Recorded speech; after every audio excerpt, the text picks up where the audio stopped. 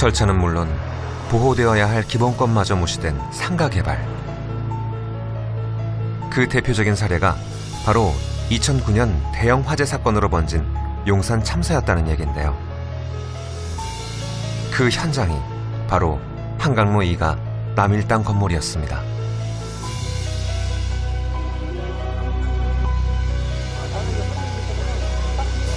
서울시 도시정비 사업으로 추진된 용산 4구역 재개발. 이건 역시 2007년 본격화되었습니다.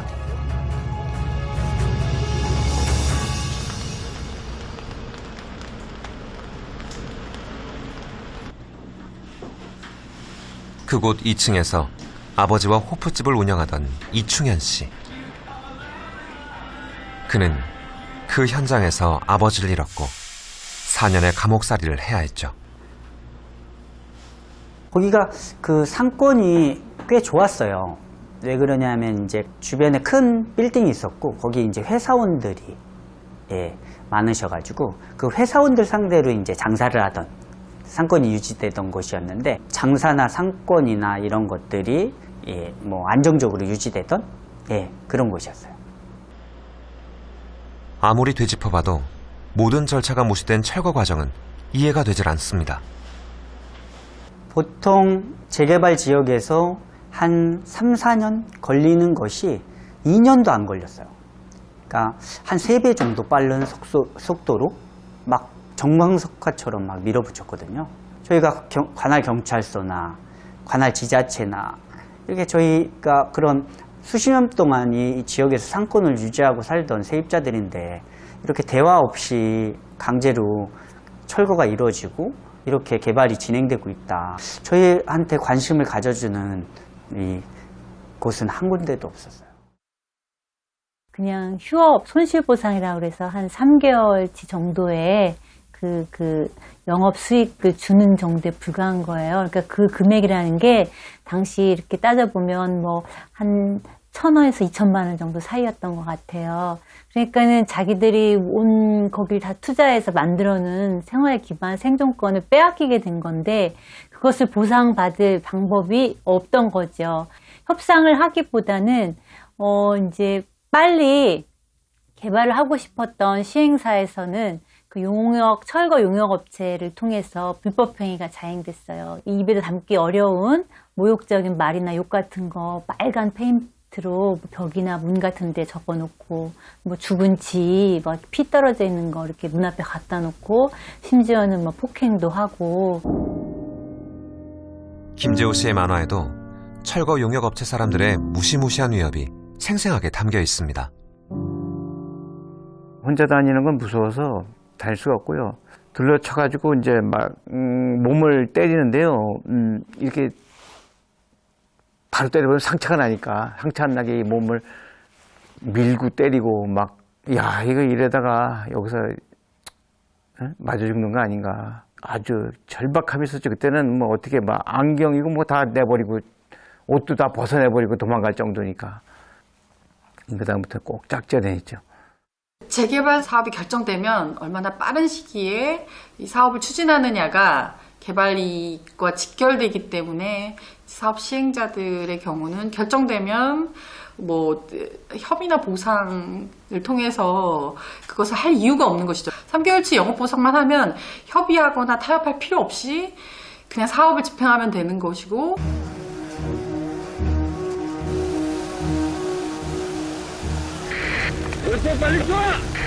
아무도 들어주는 사람이 없어 무자비한 폭력을 피해 옥상에 올랐던 철거민들.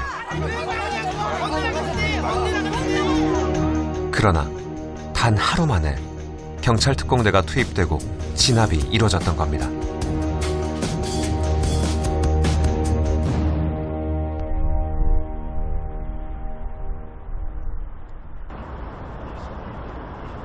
지난 3월 8일 동부지방검찰청 앞에서 김재호 씨를 다시 만났습니다.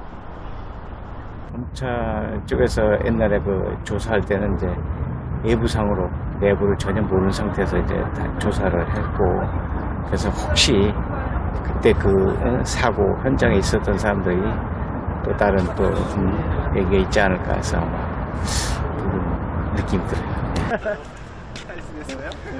현재 용산 참사는 재조사 대상으로 선정된 사건. 하지만 진행이 순탄치 않아 조사 기간을 연장하고 있는 상태입니다. 경찰 지휘부가 위험을 알고도 무리하게 진압을 강행한 사실이 확인됐습니다. 지난해 9월 경찰청 진상조사위원회는 사건 9년 만에 처음으로 경찰의 과잉 진압 사실을 인정했습니다. 조기 진압을 목표로 해서 안전이 희생된 사건이다라고 판단합니다. 사람이 6명 죽은 참사가 발생했음에도 불구하고 경찰들의 자기 변호에 총력을 쏟았던 사건입니다. 그러나 이건 시작일 뿐. 화재 원인, 진압의 적합성, 증거물 확인 등 10년 세월에 묻힌 의문들이 너무 많습니다. 막루 안에서 화염병을 던져서 죽음에 이르게 했다. 공무집행을 방해하면서 이제 그런 거였거든요. 그게 성립을 되려면 첫째로 이 화재의 원인이 과연 화염병인지가 밝혀져야 되는 거고요. 두 번째는 그 경찰의 그 공무집행인 그 진압 자체가 정당한 거였는지, 저희가 볼 때는 일단 집행도, 이 공무집행도 적합하지 않았고 과잉 진압이었다고 보여지고요. 화재 발생 원인으로서의 화염병 던진 것도 형사소송법의 대원칙인 합리적 의심의 여지 없이 입증되었다고 보이지 않았거든요. 진실이 밝혀지는 게 가장 큰 선물이고 치유라고 말하는 금은방 주인, 호프집 사장, 우리의 이웃입니다.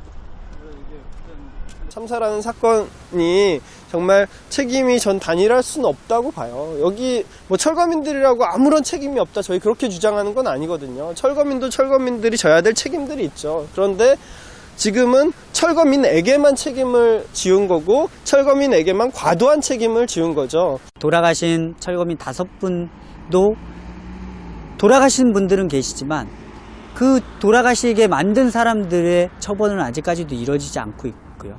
또 그 모든 죄를 뒤집어 쓰고 범죄자가 돼서 저희 철거민들은 구속이 됐었고 그 가족들은 범죄자의 낙인이 찍혀서 여태껏 10년을 살아왔었거든요. 정말 바로 잡혀서 그런 아픔들이 좀 씻어져야죠. 재개발이 나쁜 건 아니에요. 예, 당연히 좋죠. 예, 환경도 개선하고. 그렇지만 거기에 사람이 빠지면 안 될 것 같아요. 그 사람도 오로지 그 토지나 어떤 주택의 소유자뿐만 아니라 실제 거기 살고 있는 세입자, 그 사람들도 고려가 돼야 되는데 그 부분에 대한 고려가 너무 우리 법에는 미흡한 것 같아요.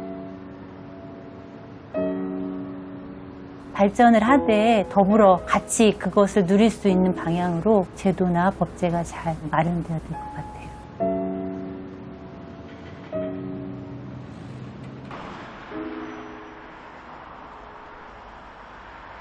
2017년부터 용산 미군기지가 평택으로 이전하면서 용산의 기온이 달라지고 있습니다. 기지 안 건물이 용산공원 갤러리로 변했고 매주 금요일 여기에서 용산기지 버스 투어가 시작됩니다. 오늘 여러분들 용산 기지 버스 투어의 길잡이 역할을 맡았습니다. 여기가 서울역이고 여기 남산인데 북쪽 구역을 캠프 코이너라고 하고요. 그다음에 연합사령부가 있는 메인인 곳을 메인 포스트, 그리고 남쪽 거주 지역을 사우스 포스트라고 합니다. 이 80만 평에 우리가 다 하루 종일 사실 다 둘러봐도 다 못 봅니다. 너무 넓기 때문에. 지난해 시작된 버스 투어는 올해 8차례 운영될 계획인데요. 저마다의 기대를 품고 많은 사람들이 인터넷 신청을 했습니다. 제가 이쪽 용산에 살고 이 앞을 지나서 학교를 다녔는데 이 안에가 항상 궁금했는데 그 당시에는 우리 민간인들이 들어갈 수 없는 공간이었잖아요. 근데 이렇게 미군 기지를 갖다 개방해갖고 볼 수 있다는 거에 대해서 되게 호기심이 많았어요. 사실은 나도 지금 안 가본 땅이기 때문에 한번 돌아보고 과거 우리 일본 시대부터 시작해서 우리 미군들 주둔하고 또 현재까지 어떻게 그 당시에 어떻게 생활을 했는지 그 한번 생활상도 보고 싶고 해서 왔어요. 이들은 금단의 땅에서 무얼 보고 느낄까? 그 가슴 벅찬 여행길에 동행하고 싶었지만 아쉽게도 취재 카메라는 허락되지 않았습니다.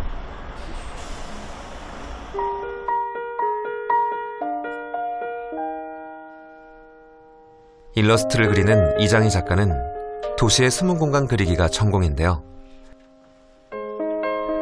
나무 그리기 프로젝트를 진행하면서 3차례 미군 부대를 방문했답니다. 이게 그 일제강점기 시대의 서울의 모습이 이 정도의 밀도였구나를 확연히 느낄 수 있었습니다. 그러니까 건물들의 높이가 뭐 다 2, 3층으로 낮게 깔려 있거나 많은 주차장이나 이제 녹색의 부지들 이런 것들이 되게 인상적이었어요. 한반도의 신탁 통치가 결정된 역사적인 장소부터 일제강점기 때의 아픔을 확인할 수 있는 문화재까지 놀랄만한 건축물들이 많았는데요. 그보다 그를 더 흥분시킨 건 훼손되지 않은 청정자연. 특히 담장 밖에는 흔적이 없는 만초천이었다네요. 지금 남아있는 건 자연하천의 모습은 아니고요. 이렇게 뚝이 쌓여져 있는 어떤 면에서는 하수 처리의 개념의 하천이긴 해요. 근데 그 가해로 뭐 풀들은 만초라는 게 풀이 많이 있다는 하천이잖아요. 역시 풀들은 여전히 많이 있었고 하천을 지나는 다리들이 옛 다리들이 그냥 사용이 되고 있더라고요. 난간이나 그 아래 그 오래된 느낌의 교각들 그리고 이제 들어가기 전에 그 표석이나 이런 것들이 그대로 있더라고요. 그런 것들이 참 재밌고 인상적이었어요. 이 미군 기지 안에는 조선시대 이래 수백 년에 걸친 그 같은 산세가 말이죠. 살아있다고 하는 그게 깜짝 놀랐어요. 그리고 그야말로 보물단지라고 생각을 해요. 남산에서 한강까지 이렇게 뻗어나가는 산자락이 사방으로 있는데 지금은 그 산자락이 하나도 살아있지 않잖아요. 전부 다 거기에 집들이 들어서 가지고. 용산기지 이전이 끝나면 이곳은 공원으로 조성될 예정인데요. 구체적인 방안은 여전히 논의 중입니다. 용산기지라고 하는 공간은 아직까지 이용이 되고 있는 군사시설입니다. 그렇기 때문에 이 군사시설을 다른 지역으로 이전하는 문제가 하나 선행돼야 될 숙제가 되는 거고요. 그럼 이 비어지는 땅에 대해서 우리가 어떻게 활용을 할 것인가 일단 조사를 일제적으로 해야 되는 부분에서 이제 시민분들이 가장 민감하신 게 이제 환경에 대한 부분과 역사적 문화재에 대한 부분일 겁니다. 100년의 역사가 고스란히 담긴 땅이기에 기대도 크고 우려도 많습니다. 현재는 시민들의 목소리를 경청하고 있는 단계라네요.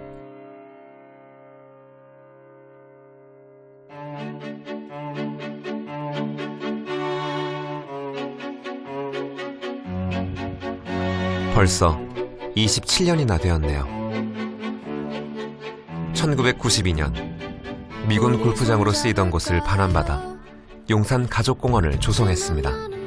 고마워요. 엄마 얼굴 가리잖아. 아줌마.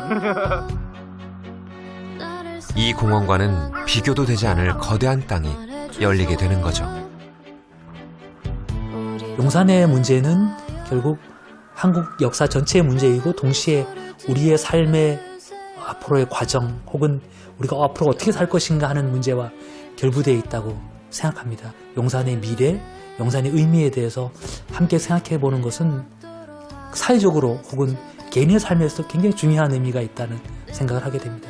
용산구 구민들만의 땅이 아니고 서울시 혹은 대한민국 전체가 다 편안하게 생각하는 갈 수 있는 공간이 됐으면 좋겠다고 생각을 합니다. 접근성이 가장 좋고 상징적인 의미가 있기 때문에 더욱더 그래야 된다고 봅니다.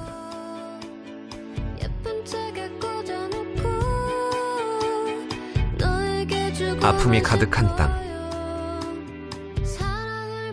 소외되는 사람이 없이 이 땅을 사람의 온기로 채우는 일. 그것이 용산의 회복이고 봄날이 아닐까요? 사람은 어떤 존재냐라고 이제 묻는다면 저는 그렇게 이야기를 하고 싶어요. 기억이 누적된 존재다. 그 땅의 현상과 필지, 오래된 건물들 다 보존하면서 살 수는 없어. 인간은 계속 변해가야 하니까. 근데 그 속에 남아있는 기억들을 다 지우는 무모한 짓은 하지 않는 것. 그리고 이른바 우리가 함께 만들어갔던 한국인의 정체성을 후세에게 물려주는 것이다. 이렇게 생각했으면 좋겠습니다.